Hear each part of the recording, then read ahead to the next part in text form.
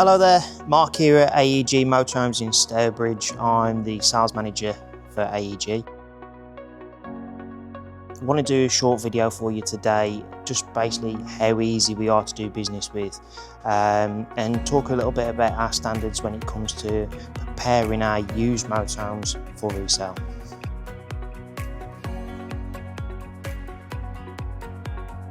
Obviously we're in the workshop now, and this is where all the action happens. We have to obviously get these vans to a very high standards. They go through a habitation check, they go through a mechanical check, and obviously some vans have to have an MOT, obviously for legal reasons.